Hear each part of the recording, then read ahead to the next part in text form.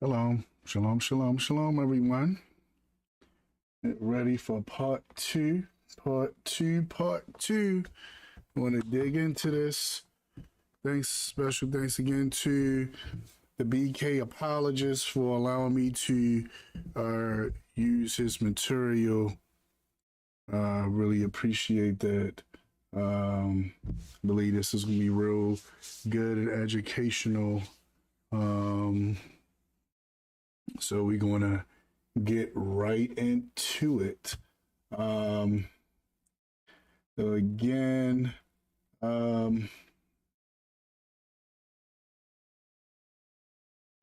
just want to let you guys know that I am your host for the night. Name's Rosh Ya'acob ben Abraham, and this is my take, where I look at different things and I come from a Torah perspective. Torah is always number one with me. A lot of people look at all kind of different things, but I myself always focus on Torah above everything. Let me see if I can get the chat working. Let me see.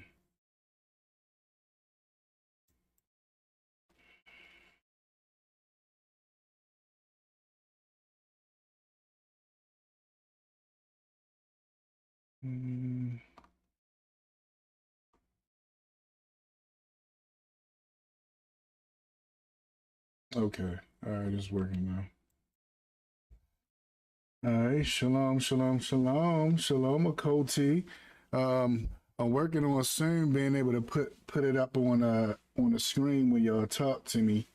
But shalom, Akoti, appreciate you as always. Being in the house, Sister Michelle. Definitely gonna go into some deep things. First thing I wanted to do though. It's something new, just been on my heart. I hate saying stuff like that, on my heart. You know, they always say the Lord knows my heart and all that kind of stuff. But no, this is something I've always been involved with music, love music. In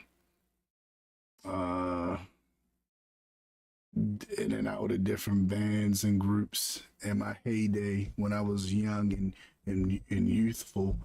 And then have all this gray and start looking different. I'm even starting to get gray up here. Oh my goodness.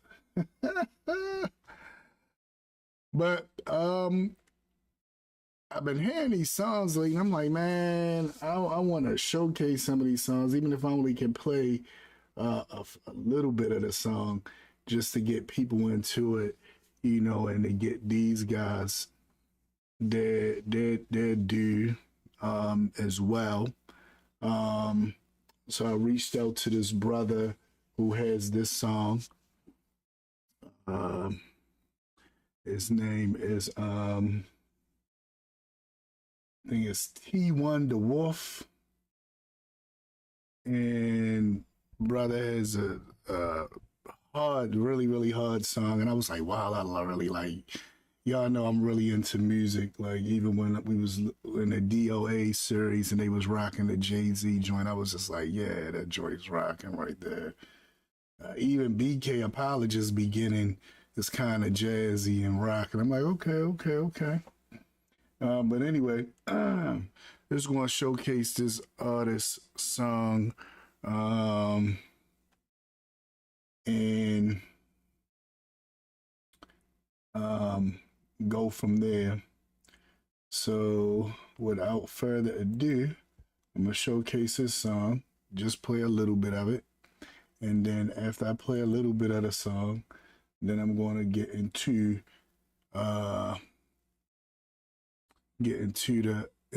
what we all came here for. Amen.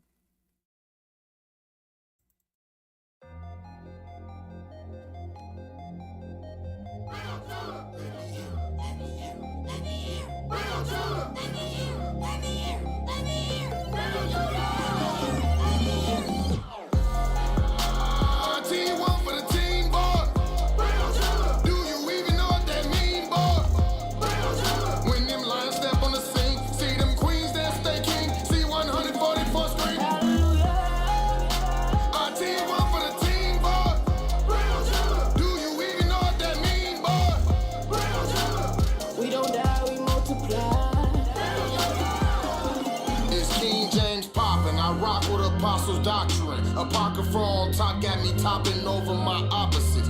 Enemies can't stop me, they topple over the obstacles. Couldn't see with binoculars, most of these bad words obstinate. Y'all discard them, they obsolete, they insubordinate. They wanna walk the path, but don't wanna follow the coordinates. The Abba gave us statutes, laws, commands, and ordinance. He even gave his son, we matched the love with impertinence. Falling into the curse again, like our forefathers. Ain't nothing new under the sun, till the son was sent by the Father. A higher, a sure, a higher. He set up my soul on fire. He breathed will walk in my lungs. Yahweh keeps me inspired. I'm Judah till I expire.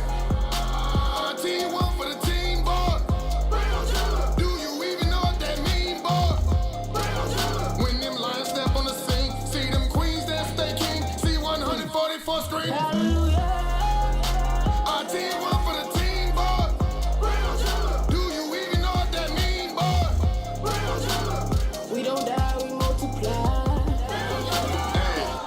It's All right, I don't want to get into any thing with that label or anything like that. So I told him I was only gonna play about a minute and a half of it. But if you like that joint, I mean, you can follow them. The link is in the description. Be able to follow them, support.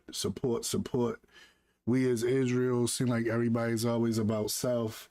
And as I was telling a brother, I said, man, I want us to be more than just about self. It's about us supporting each other. And so he gave me the go, let me know I could use the material, and big up to him for that. Again, this T1 the Lone Wolf. T1 the Lone Wolf. And the song is called Real Judah. Real Judah. I know some people gonna have some problems with that, but it is what it is. Anyway, we'll go ahead and get into this. I want to come from where we started with this. We stopped last week on this. Exploration. All right, now, let me see what's up with people in the chat. All right, everybody's cool. Please like, share the link. We're getting into Israelite religions and archaeological and biblical survey. Yeah, please like, share, subscribe. Also got the link to the BK Apologist.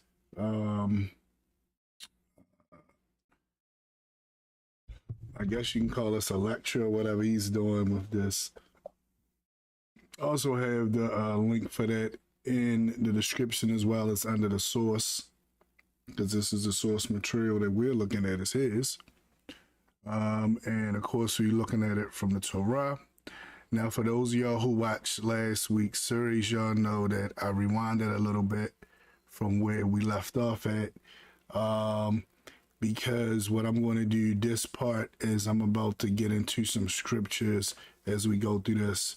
Because as I looked over the stuff, I seen a lot of conjecture, and I'm like, well, I really want to say some, really want to go to some scriptures so we can see what is the Bible, what is the Tanakh, what is the Torah saying about all this stuff that these theologians are saying. Again, as I told y'all in the past, I'm very familiar with Richard Hess. This is one of the books that I had to read for my biblical literature class at the yeshiva. And it blew my mind because as I read his works, the more you read it, the more you see that he is not about Torah at all. He has this ideology that Israel is really Canaan, it's just Canaanites, and it probably had some people that wandered and settled in, but they settled in amongst the Canaanites, and then they kind of separated themselves away from them and said, we're not going to do that stuff they're doing anymore, we're going to do our own thing. And that's how this guy, that's just a basic premise of his work. And I remember being in class again, arguing with the well, no, this wasn't a rabbi. This teacher, the teacher I had for this class was an archaeologist. And I remember arguing with him in support of the Torah, and it got to the point where he said he don't want to hear me speak. He want to hear the literature speaks. And he didn't know my resume, what I used to do back at Morgan before Morgan told me they really wanted to hear my voice. I was always the person that quoted and used the sources to speak for me, and my voice would be silent because I'm using the sources. And Morgan was like, that's MSU, Morgan State University. They was like, no, we want to hear you. So then when I got to his class in the yeshiva, and he was like, I don't want to hear you, I want to hear the sources. I was like, oh, okay, yeah, that's what I do. You didn't say nothing new. I've been doing that. I kind of stopped because of Morgan, but I could go back to it, and I did. I even used this boy Richard right here against and it's crazy, but you'll see as we get into this, and I got some scriptures put up so we can get it. Hey, shalom, my key, shalom. How you feel, brother Tony? Good to see you in the house. You missed a little. I showcased some music earlier. I know you like the hip hop too. His brother, he won the LoneWolf, had the song Real Judah, played like a little snippet of it. Anybody want to hear the whole thing and support the brothers in any way, you can click onto the link that's in the description and go from there. Also, if you like teachings like what we're doing here, I'm going to also have some stuff in the description as well, where you can follow us on Facebook. The us, of course, is Gethsemane Spiritual Temple Congregation. That is the us. And I will have it where you could literally follow us. Follow us on Facebook and go from there. And I believe this is one of my little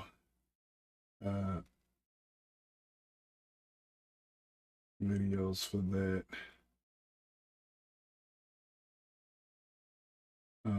But anyway, let me digress and go back to where we were at.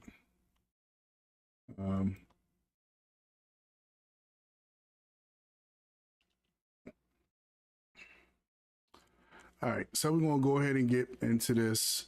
Let's see where we're going from here. By Richard S. Hess. He says, speaking of yet another festival, the Imar Zikru festival compares with the spring festivals of Passover and unleavened bread, as well as other ritual festivals in West Semitic religion of the 2nd millennium BC. There are at least 6 important points of comparison. First, both are referred to by Semitic verbal roots: to speak, remember, invoke. All right, now, when he says that again, he's talking about the Hebraic root, which you got the Zion, and well, he just said ZKR, but I believe it's the Zion and a Kaf and a Resh. And the Zion and a Kaf and a Resh makes up the word Zakar, right? And he's talking about how Zakar and Zukuru, I guess it's supposed to sound alike. Of course, you know, Hebrew, once you add that U to the end of it, that changes the whole meaning of it. But anyway, just listen to what he's saying. Okay, he's saying okay, it has similar words where we know we are told to remember the Pesach, or to zakar, to remember the Pesach. But that festival is called Zukuru. So that's a whole name for a festival. You know, Pesach is Pesach. Zukururu is Zukururu. But okay, does slick stuff like this, so I'm not surprised. So let's see what else he says. All right. The Zukuru festival is an invocation to the gods with a spoken component no longer preserved. Fleming compares this to Hebrew, quote, giving thanks. All right, so all right. So I like how he's doing a comparison. It's good. I had to laugh because it's an invocation to the gods, and we know that Yahweh is one, right? So we automatically know, okay, this is not talking about. But let's keep going. Let him tie it. And I'm gonna try to hold my peace. Be with me. Keep me in prayer. I'm gonna try to hold my peace and let him get it out, and then go in for everything else versus going in now. So I'm gonna try to hold my peace.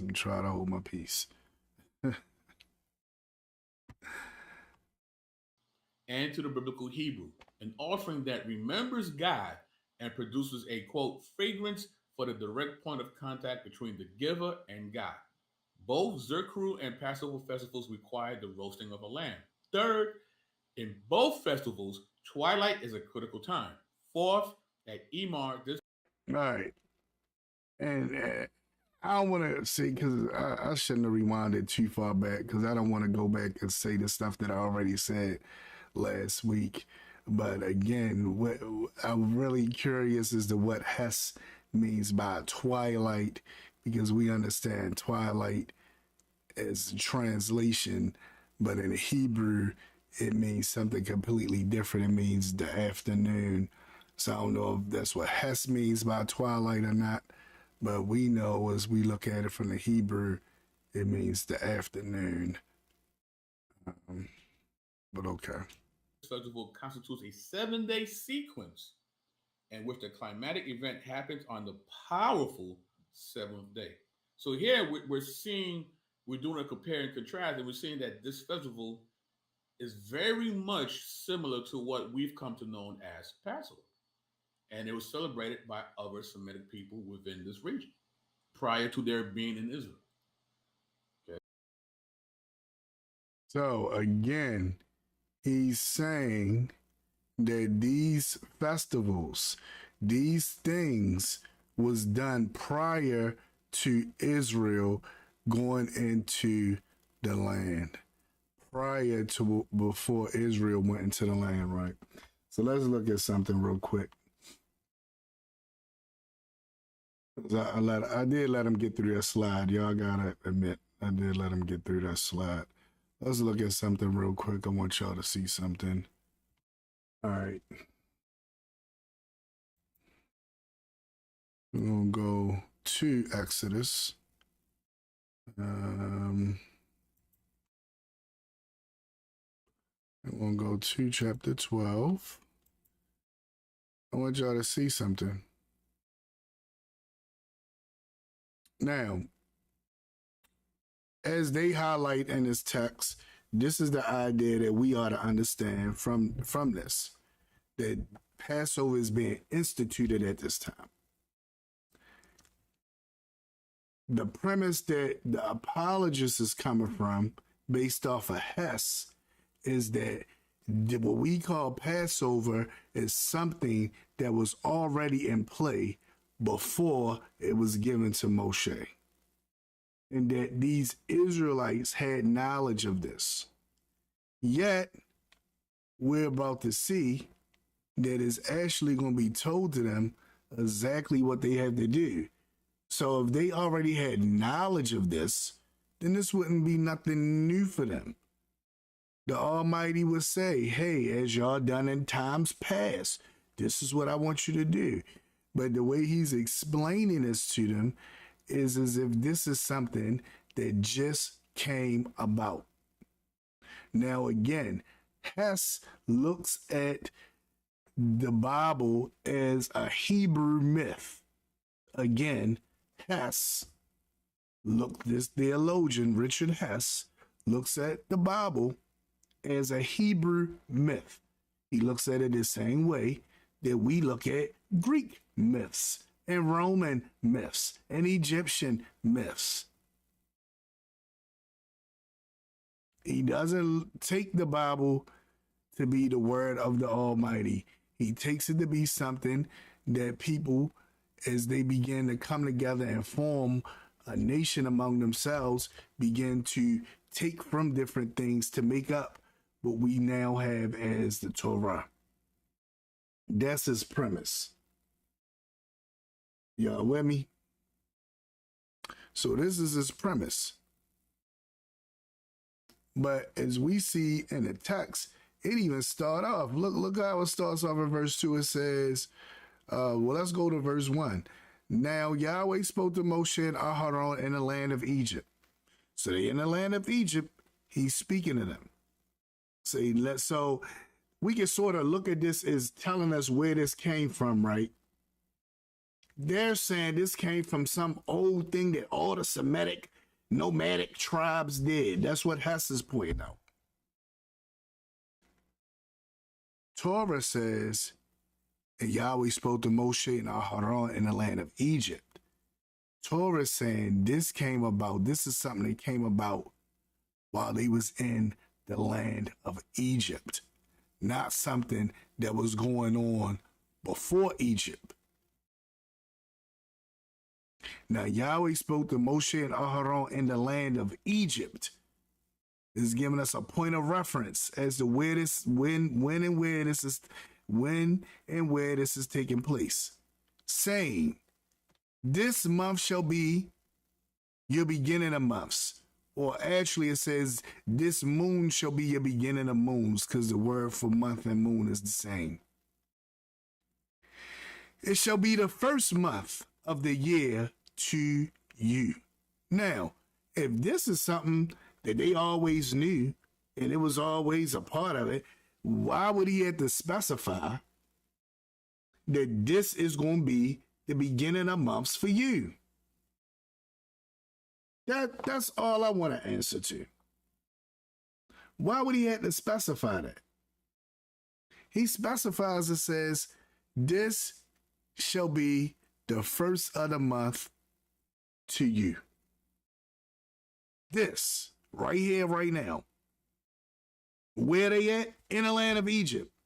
Still under Pharaoh's thumb. This is when they're being told this. He didn't say, as your fathers of old have done when they was being nomadic. No mention of Abraham, Yitzhak, or Ya'acob with this at all, which is normally what will happen. And say, as with Abraham, Yitzhak, and Ya'acob. It doesn't say them at all. There's no mention of them. It acts as if this is the first time they're hearing this. But if we go back and look at what is being told to us by Richard Hess in a book that he got, that Apologist got that excerpt from, if you go back and look at that, it's giving us the idea that this is something that was always going on, and they just went into the land and they added some stuff to it, and that was it.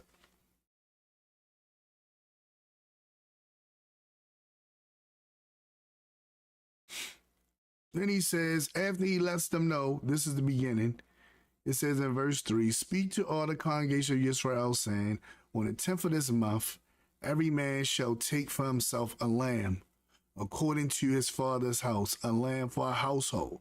Now, it doesn't say, as your fathers of old have did, as Abraham, Yitzhak, and Yaakov have done. It doesn't mention them at all.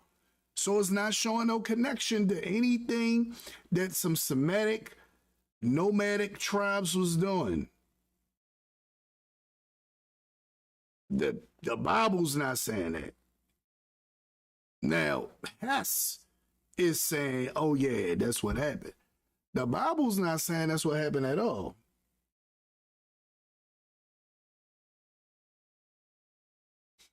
Look what else the Bible says. It says, and if the house is too small for the lamb, let him and his neighbor next to his house take it according to the number of persons, according to each man's need. You shall make your count for the lamb. Now, all this stuff is educational. This is somebody giving you instructions. If this is something that you've always done, that was practiced of old, why is the Almighty giving them instructions on exactly how to do it?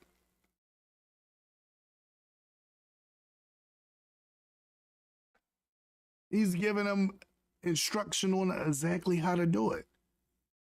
Why? This is something that's always been done, right? That's what Hess says.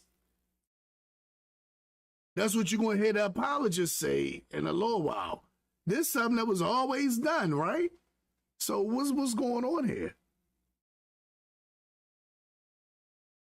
It even tells you about it, says your lamb shall be without blemish, a male of the first year.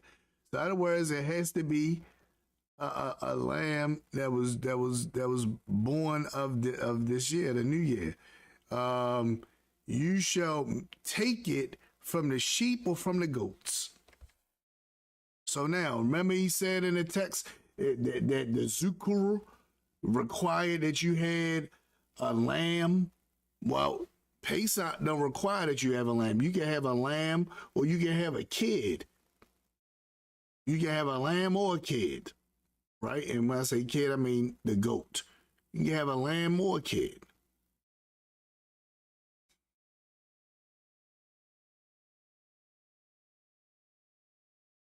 It says, your lamb. Oh, no, I already read that. Now, you shall keep it until the 14th day of the same month. Then the whole assembly of the congregation of Israel shall kill it at twilight. Again, this twilight is not twilight in a sense of what they have in this text. That's why I said I'm really curious as to what Hess means by twilight. If you click on verse 6 and we go to the interlinear so we can see the Hebrew, you'll see right here that it says Bein ha-arbiyim.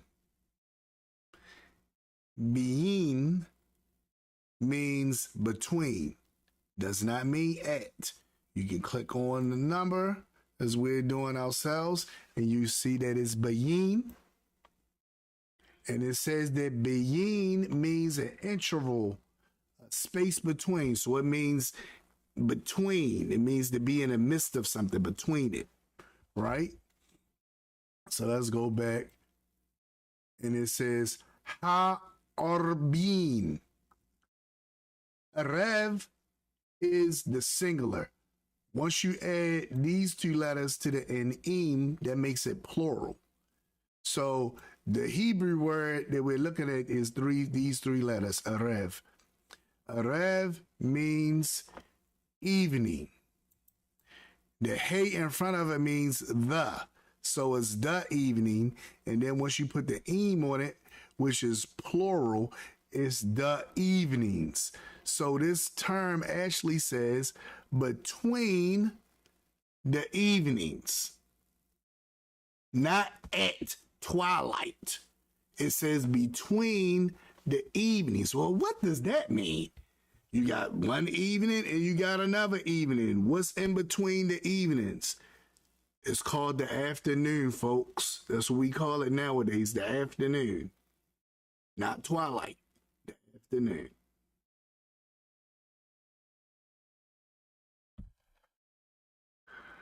All right, so let's get back out of here. I'm just want to take time to touch on this stuff for a second. And if y'all got any questions, I keep looking at the chat to see if you got any questions. You can just let me know, and we won't go over there. But other than that, I'm gonna just keep it moving. All right, so it says,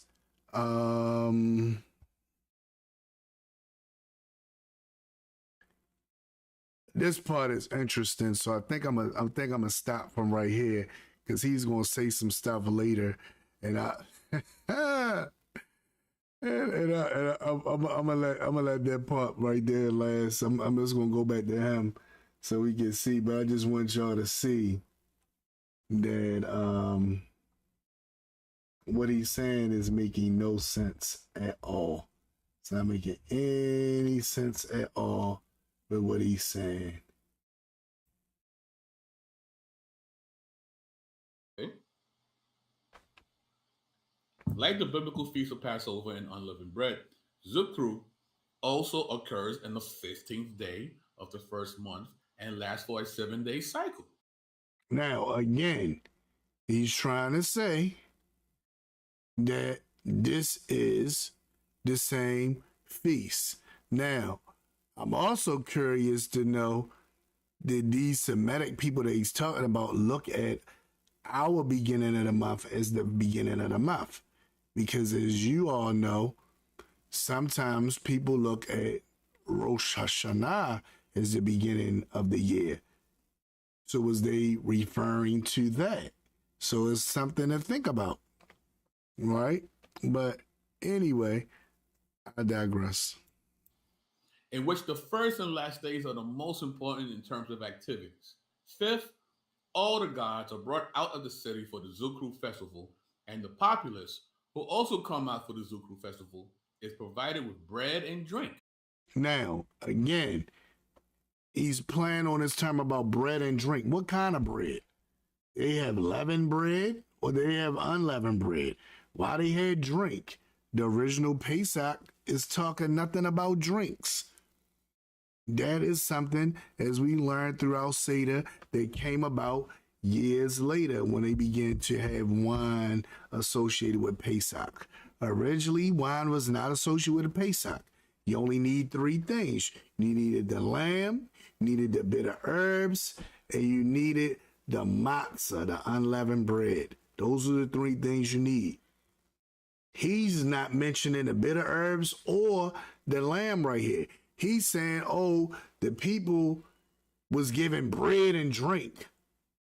Okay, but probably a lot of festivals, people are given bread and drink. How's that linking it up? But he's trying to link it up by saying bread and drink because he's trying to equate that with the Christian understanding of Passover, when we know the Mashiach broke the bread and he gave them a cup to drink. So that's what he's trying to build off on it. All right, so let's go. These compared with the banquet of Israel's elders with God in Exodus 24, verses 9 through 11. All right, now, last time I said I wasn't really going to go into that, but I'm like, you know what? We might need to go because I want to know what banquet is he talking about. He said these compare with the banquet of Israel elders with Elohim in Exodus 24, 9 through 11. Now, I believe he was talking about when Jethro or Yethro came in the town and Yethro converted, and they had this meal of celebration with him through the conversion, through him converting and becoming part of Israel. So I believe that's what he's speaking on. If that's what he's speaking on, that had nothing to do with Pesach. So why are we even trying to link that up? That's just like, oh yeah, let's link that. Remember the elders? Yeah, the elders. Like, how are we even trying to link that up? That had nothing to do with Pesach. That was not Pesach when they was doing that. So, but I'm gonna go. I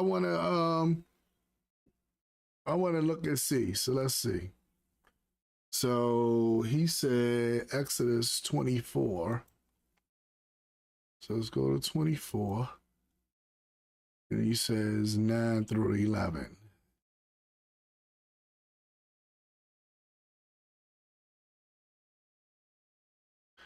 Yep, this is exactly what I thought he was talking about. This was not Pesach. Oh my goodness, this was not Pesach. This was really between this meal right here really happened between Pesach and Shavuot. This meal that they had dealing with Yithro's conversion was something that was happening during the time of the counting of the Omer, or the counting of the weeks. Remember, you had to count 7 weeks. And then after you count the 7 weeks, you add the extra day, and that's Shavuot, or in Christian terms, Pentecost, right? Or Feast of the First Fruits. Now, this is crazy when you look at this, because look at what happened. It's talking about them when they had the elders and everybody came together, and they went up and they were celebrating Yithro's conversion. Because I believe if we go back to the next chapter, I believe it talks about when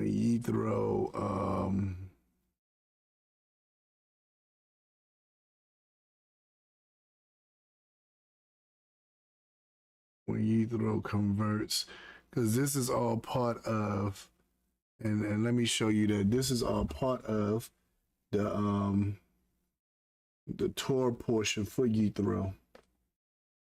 Let me see.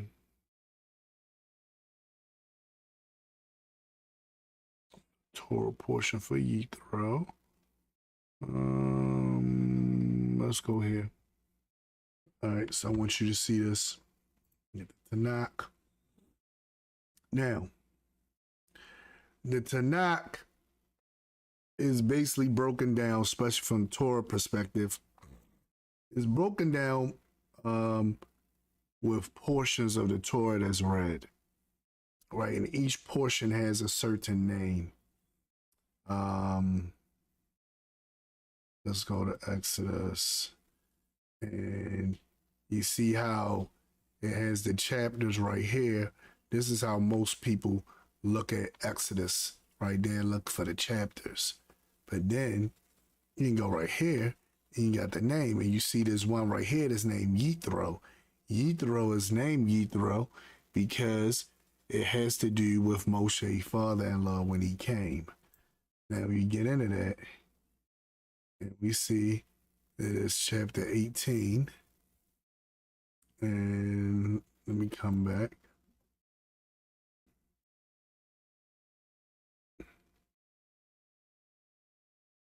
And it ends right there. And within this passage, Yithro basically converts. And then in the next portion,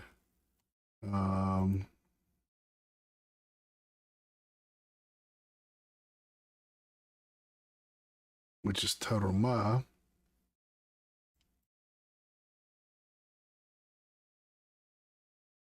Oh no, I went too far.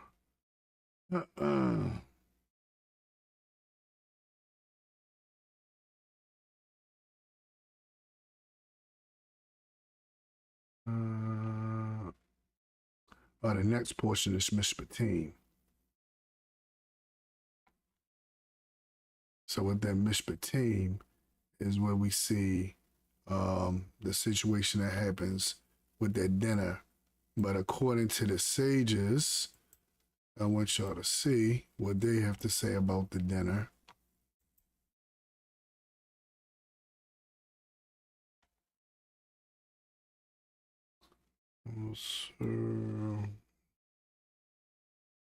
Ibn Ezra.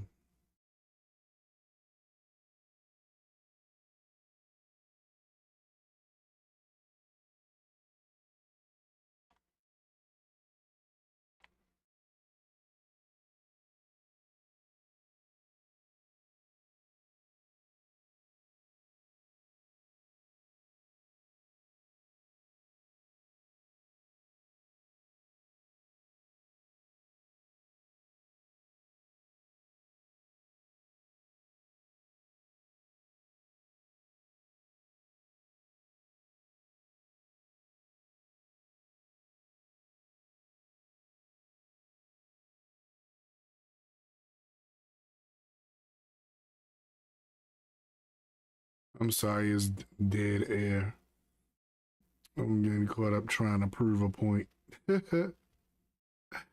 But anyway, the point that I wanted to prove, the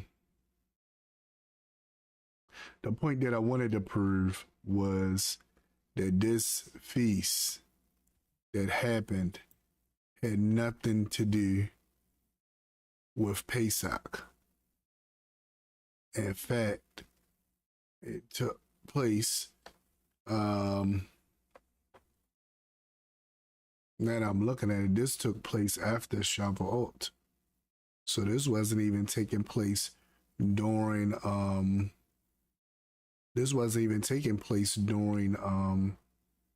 the counting of the Omer. This happened actually afterwards. This is when Moshe chose the 70, or the Sanhedrin.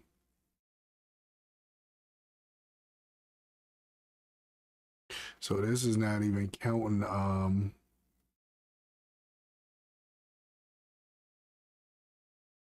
this is not even counting the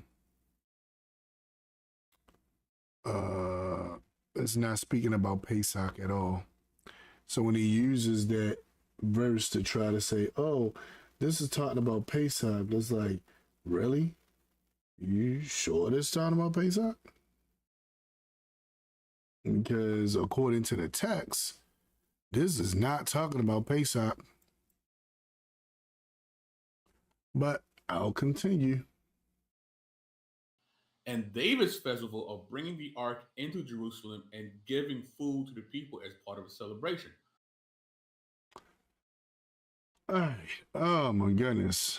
That was another thing I wanted to point out. He says in David festival of bringing the ark. And it's like, okay, what in the world is he talking about? And it actually was part of the reading for last week's Haftarah.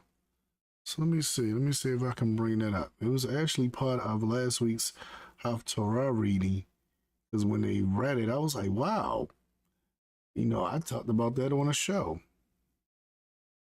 All right, so let's come out of this. All right, to Tanakh. And we are now in Vayikra. And last week's portion was Shemini. And I'm trying to see if they're gonna let me see the Haftarah for that.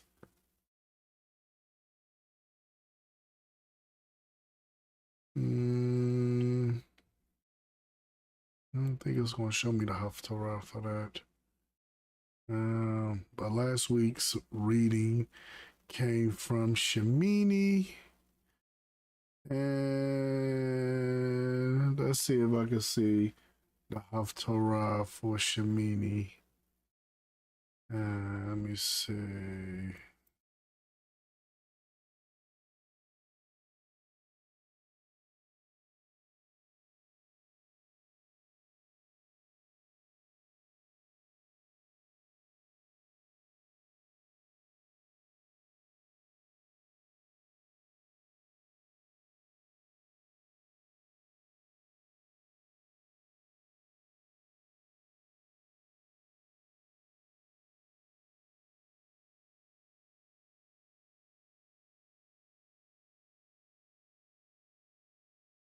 Yep. And it was Uzzah, right? So remember I told y'all about this last week, and this is the portion for it. So it's in 2 Samuel chapter 6. And I was like, wow, that was the Haftarah for this week. I'm like, wow, we just was talking about that on the show. So the Haftarah for last week for Parashat Shemini,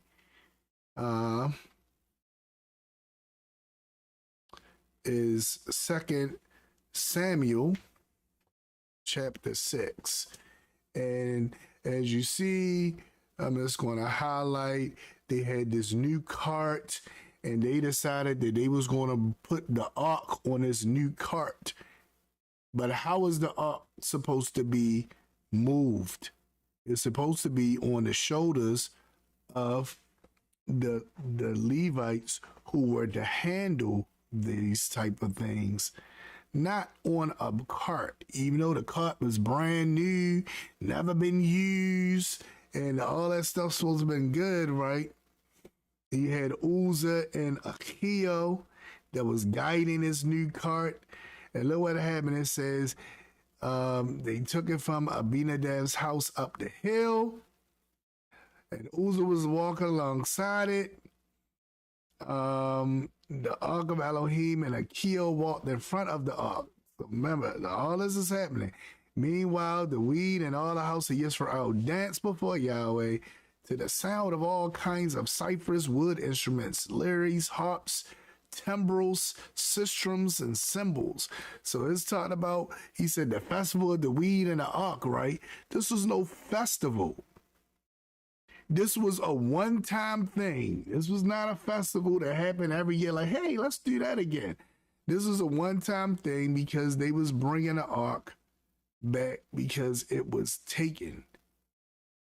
And Malek the weed went and took it back, and they're celebrating because they're getting the ark back. Had nothing to do with Pesach. Again, this had nothing to do with Pesach. Just like that meal with the Sanhedrin had nothing to do with Pesach.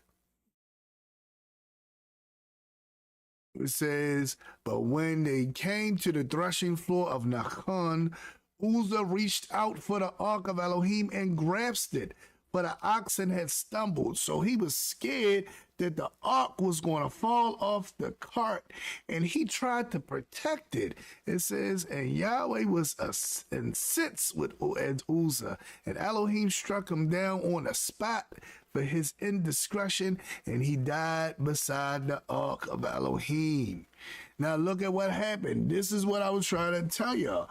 Malek the weed was distressed because Yahweh had inflicted a breach upon Uzzah, and that place was named Perez Uzzah, as it is still called. And then it says the weed was afraid of Yahweh that day. He said, how can I let the ark of Yahweh come to me? Now, if y'all replay everything that I said last week when I was coming off the top of the dome, y'all will see that I was on point with this. This is one of those passages that you will always remember, because you can kind of feel with this guy. This guy didn't want the ark to fall. He didn't want the ark to break, or he was trying to protect it, and he died. And now Malek the weed is looking like, how am I going to bring the ark to me? If the ark killed the righteous man that was trying to protect it, what is it going to do to me? How's it going to come to me? Says, so the weed would not bring the ark of Yahweh to his place in the city of the weed. Instead, the weed diverted it to the house of Oved Edom, the Gittite. And the ark of Yahweh remained in the house of Oved the Gittite, Oved Edom the Gittite, 3 months. And Yahweh blessed Oved Edom and his whole household. So now this blessing is happening with them because they have the ark. Now, it says it was reported to Malek the weed, Yahweh has blessed Oved Edom's house and all that belongs to him because of the ark of Elohim. Thereupon the weed went and brought out the ark from the house of Oved Edom to the city of the weed amid rejoicing. This had nothing to do with Pesach. Nothing. This great festival right here was them celebrating bringing the ark back into the land. But you let Richard Hess tell it, oh, it's just another festival that had to do with some pagan origins. This wasn't even a festival. This was them celebrating the ark coming back into the land. It says when the bearers, so now they know they got to bear the ark on their shoulders. So the bearers of the ark of Yahweh moved forward 6 spaces.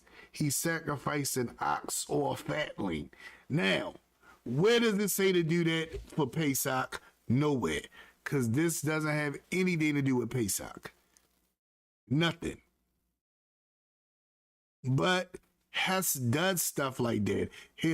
Richard Hess will take different things and pick it from here and there, and he'll put it together so nicely and line it up with that paganism so nicely that you'll be sitting back questioning the Almighty if you didn't know better. If you didn't know better, you'd be questioning the Almighty like, wait a minute. Did you get this from them pagans? Oh my goodness, this sounds so similar. But then when you look at it, you see, hold up, this don't got nothing to do with Pesach.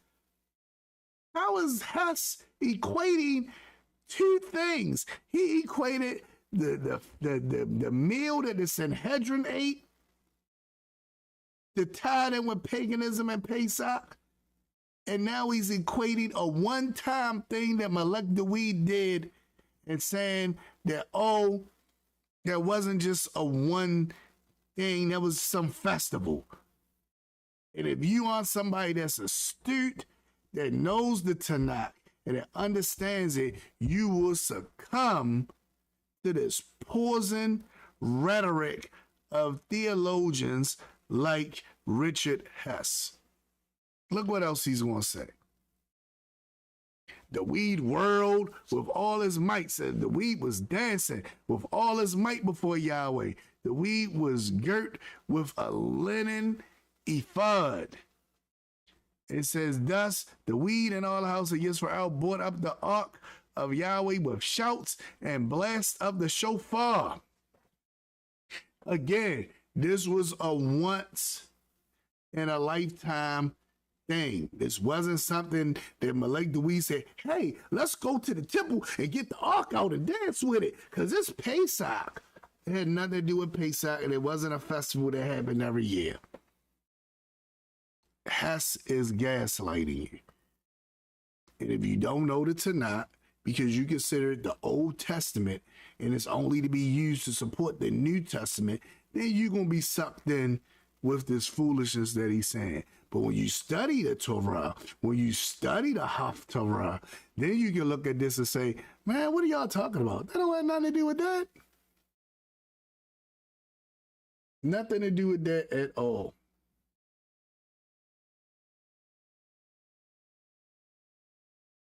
All right.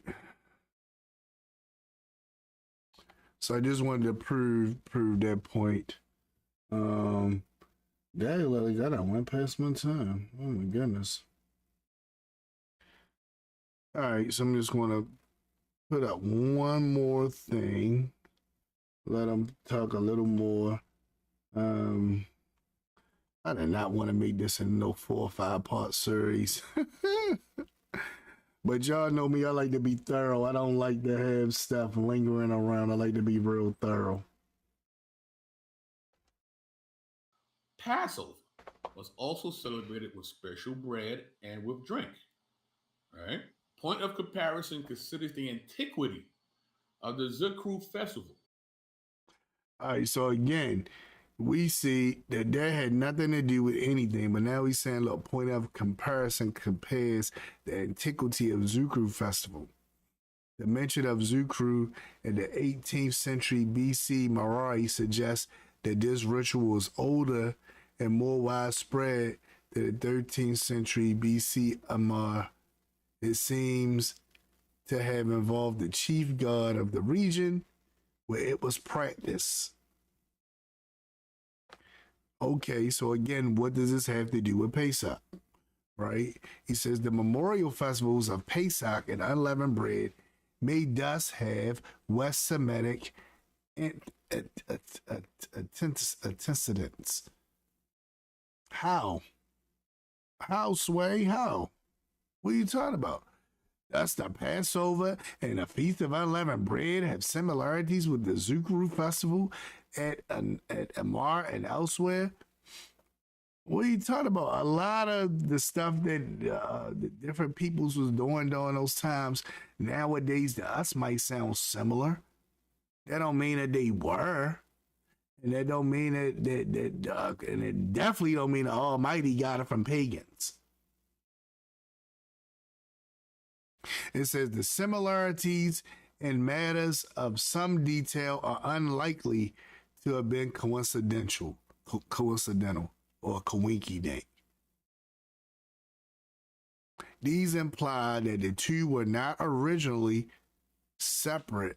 These imply that the two were not originally separate, but as at Amar comprised a single unified festival. Again, it has no connection to it, right? The mention of the Zukru at 18th century BC Mardi suggests that this ritual was older and more widespread than the 13th century BC Emar. It seems to have involved the chief god of the region where it was practiced. The memorial festivals of Passover and unleavened bread may thus have West Semitic antecedents. Thus, the Passover and Feast of Unleavened Bread have similarities with the Zukru festival at Emar and elsewhere. The similarities in matter of some detail are unlikely to have been coincidental. These imply that these two were not originally separate, but at Emar composed a single unified festival. Again, we have these various festivals throughout this region of the what we now call the ancient Near East, which we find these rituals being combined in what we now call Passover. Now, you heard it for yourself. He said that these rituals that was found in several places in the Near East was combined in what we have today as Passover. So he's saying that Pesach and unleavened bread came from these pagans. When we sing clearly, that's why I went to the text first. So let me let you see this clearly. We sing clearly that the Torah says something different. So that means somebody's lying. So who's lying? Is he saying the Torah is lying, or is the people, or is Hess lying? Somebody lying. Hess trying to get us to believe that the Torah is lying. I'm wondering, do you believe that the Torah is lying, BK? Do you? Because I know you're an apologist. I know you look at the different literature and it seems like you believe it because you're saying that they came from it. So if you're saying that they came from it, then it seems like you believe it, right? So you saying that the Bible is not telling the truth, that the Bible is lying, right?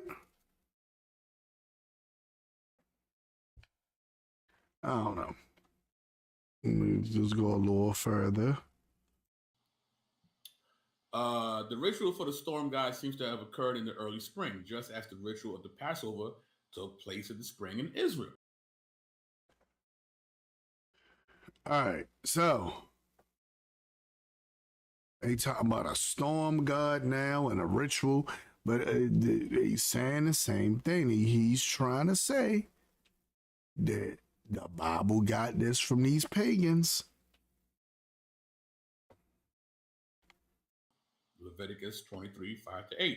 Although little is known about the storm god at Emar, it is clear that the evidence from Ugarit and the Bible associate this deity with Baal and his roles as warrior and one who provides for the fertility of the land and bringing forth a rich harvest. The biblical Passover position in the spring also associates the roles of Israel's God with a warrior who fought against Egypt and delivered Israel from there, and with one who had given the harvest and blessings of the land to Israel. So what we're seeing here, right? We're seeing Passover, it's formulated to be a polemic, right? So now he's now trying to rationalize this because he knows that if we go along with what he's saying, that he's saying the Almighty took something that some pagans was doing and it said, I want y'all to do it. So he's saying it was a polemic. It was the Almighty poking fun at the idols. You know, that's how he's going to try to paint this, right? But if we looking at the text doesn't say that the Almighty was poking fun at the foreign deities through this. The text says that he gave this to Moshe and gave him these instructions as if Moshe never knew anything about this. So what are you saying? We know the Almighty knew about, so you said the Almighty copied pagans? Is that what we said? Let's listen to him. I know it's getting late, guys. I'm gonna stop in a minute. I'm glad y'all logged on, y'all came in, and y'all in the building. You know, definitely glad about that. I shouldn't have started back at that one part, but I didn't want to lose the vibe that we was going to have. All right, so I'm going to let him go ahead and say the rest of this part. Again, you know, if you look throughout Exodus, especially the Song of Moses, you know, which is one of the greatest diss records ever written. All right, so now he's going to talk about the Song of Moses and try to say, oh, it was a diss record, greatest diss record. So now, oh yeah, that's what the Song of Moses was. He's comparing it to a diss rap record, right? But I want to get something clear. He's saying, and bringing it in and smoothing it in with the little joke, what he's saying is that the Almighty took from pagans what they practice and what they do, and saying, do it for me in this way.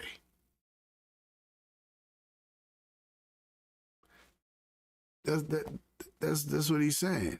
It's a polemic. He's making fun, right? I'm gonna let him finish saying it. In Exodus, there's this constant belittling of these other deities.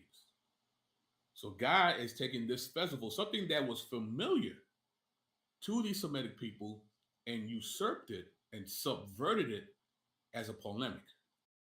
All right. So he's saying the Almighty took something that was familiar to them and usurped it and turned it around for his purpose and his will, right?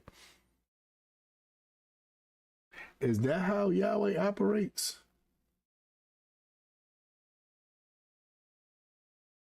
I want you to think about that. Is that how he operates? Does he tell us that we can go and see what pagans do and do that for him?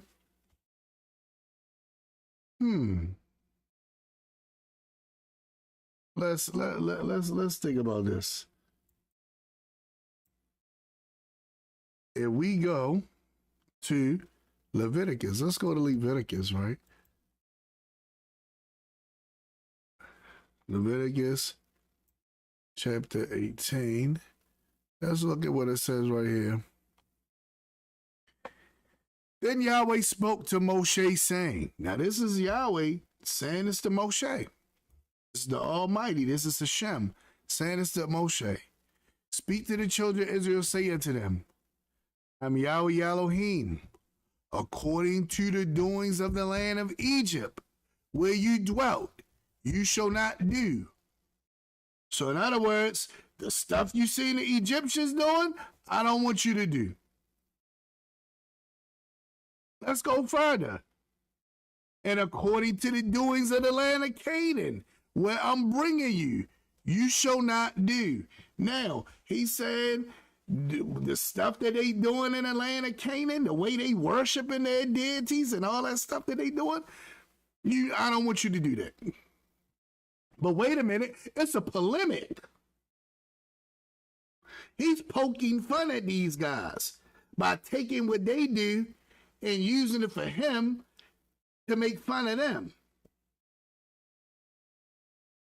But yet we see clearly throughout the Torah, throughout the Tanakh, where the Almighty says he don't want us to learn anything from the pagans and incorporate it to him. But you might say, come on, it's a polemic. All right, let's look at what it says. It says, nor shall you walk in their ordinances. That's how they practice. That's their rules. That's their laws. You shall not walk in them.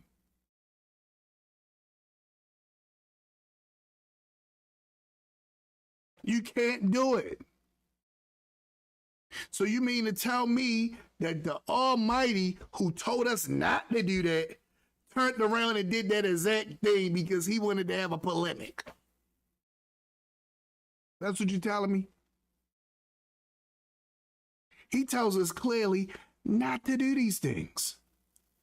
But now, us and others are saying, don't worry about that. He did it.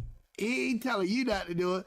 As the saying I always say, Hove did that so you wouldn't have to go through that. Right?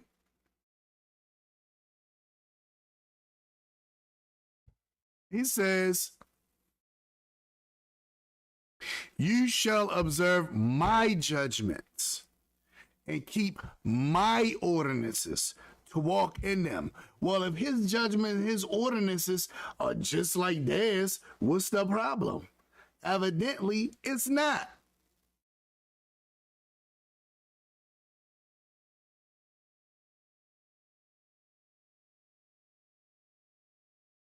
He says that he is Yahweh, our Elohim. He says, you shall therefore keep my statutes and my judgments, which if a man does, he shall live by them. In other words, they will give him life. He shall live by them. He is Yahweh.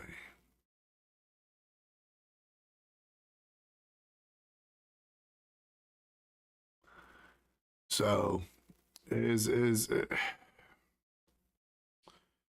oh boy.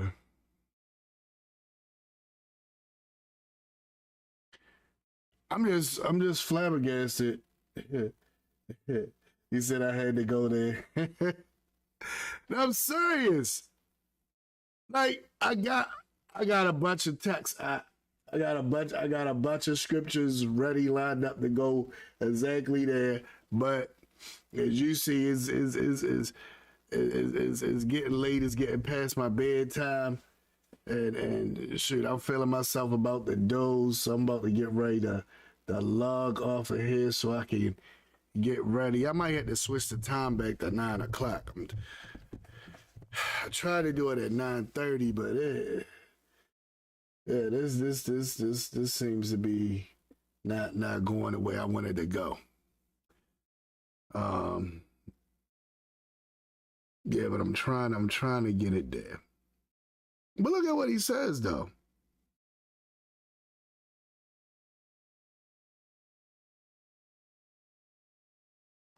He says for us not to do this. I'm going to show you one more. I'm just going to do one more. I'm going to do one more. And then I'm going to say the other ones for next week. I'm going to do one more, say the other ones for next week. Again, if y'all like teachers like this, y'all like hearing messages like this, you can check us out. I'm gonna do a little shameless plug right now. Oh no, I don't want to do that because it's gonna knock the thing out. I'm gonna wait and do the shameless plug later as we close out. But let's go ahead.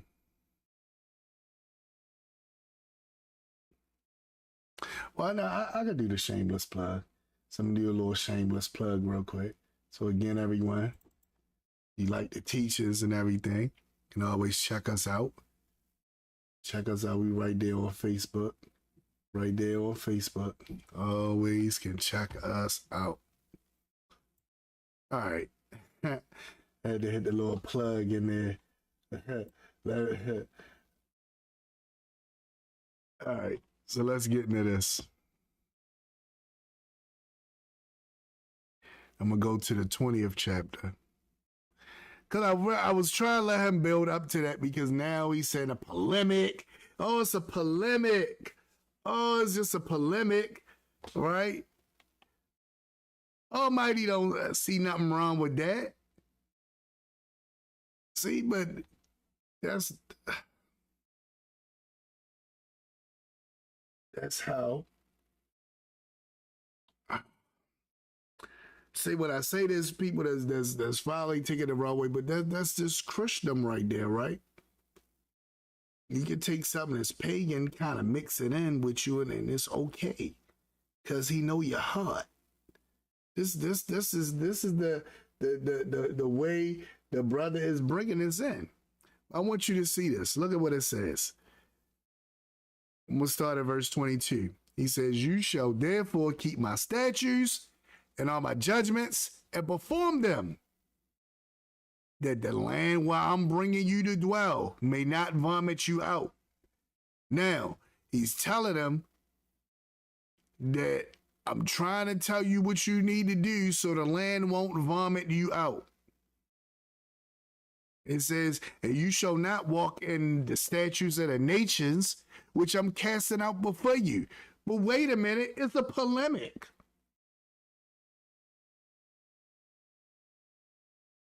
He said, don't walk into the stuff that they was doing.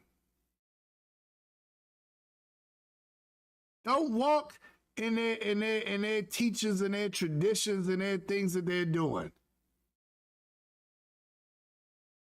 Don't do that. But then you telling me that that's what he did? So he did it. He said, don't do it. Again, Hov did that, so you don't have to go through that. Right? That's what he's saying. Think about it. It says, "For they commit all these things, and therefore I abhor them." So he hated the things that they did. But yet you telling me that he took from the things they did and gave it to the Israelites to do. Something that will make them almost mirror these people, but it's to him, so it's good.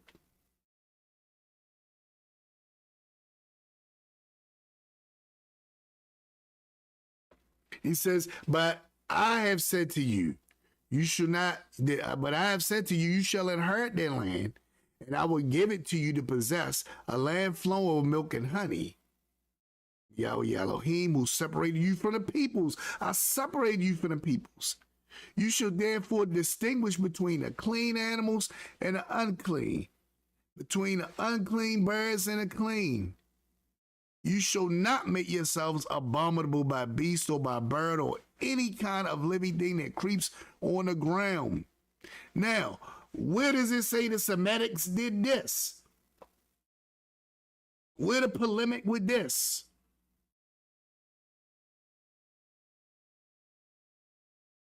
So, "Which I have separated from you unclean, as unclean, and you shall be holy to me.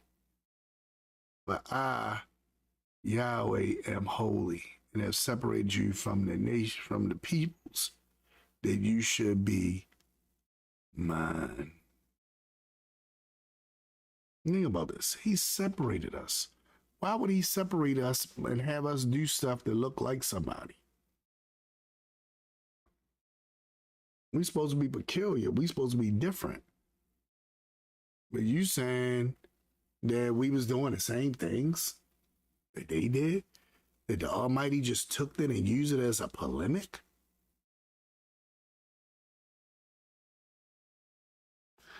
I don't know. We gonna see. We gonna see. So I think next week I'm gonna go back to 9 o'clock because I'm sitting there dozing, feeling tired. I'm like, oh my goodness. And it's going on 11. So I'm just gonna stop right here. Again, appreciate all of y'all for everything. Thank you, Brother Tony and Sister Michelle, for being live with me in the building, keeping me woke and vibrant. Y'all know I do 100 jobs. I got like 100 jobs. I'm like the Handleys. Remember on in Living Cover that the Handleys, I think they was called the Handleys. He was like, I was a barber, I was a trashman, I was this, I was that. You lazy bum, you only got one job. I got 15 jobs. Right? That's I got so many jobs, so many hats somewhere. It's like, oh my goodness, boy.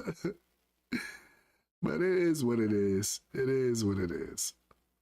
The main thing is bringing this content to you. Again, I just thank everyone for logging on. I thank the apologist for allowing me to use this material to beat up on him a little bit, on his ideology a little bit. You know, a little mental challenge. You know, appreciate him for that. Appreciate T1 the Lone Wolf for letting me showcase his song a little bit, play a little bit of it on here. I might play a little bit of it again next week, just to give him some more shine. I really appreciate that. And if you guys got any Hebraic songs or Hebraic people that you know of that y'all might want me to showcase or play some of that stuff here and there, just let me know in the chat, and we can make it happen. They say make it happen, Captain. Anyway, I'm about to sign off. Appreciate all of you. Thanks again, Brother Tony, Sister Michelle, for hanging in there with me, keeping me woke. And next week, I'm going to do it early. So we're going to try it early again, guys. We're going to go back to our 9 o'clock shift. So hopefully that'll make more people chime in as well. Because I think a lot of people not chiming in because they just like me. They're like, man, I got to work in the morning. I'm tired. I got to punch that clock. You think I could be up all night listening to you yippity yappity? But anyway, thank all of y'all again, and big up to everyone. And next week we come with part 3 of this series, and hopefully that'll be bringing it to a close. Hopefully part 3 of the series will be bringing it to a close. And I will talk to you all soon. All right, until then, shalom.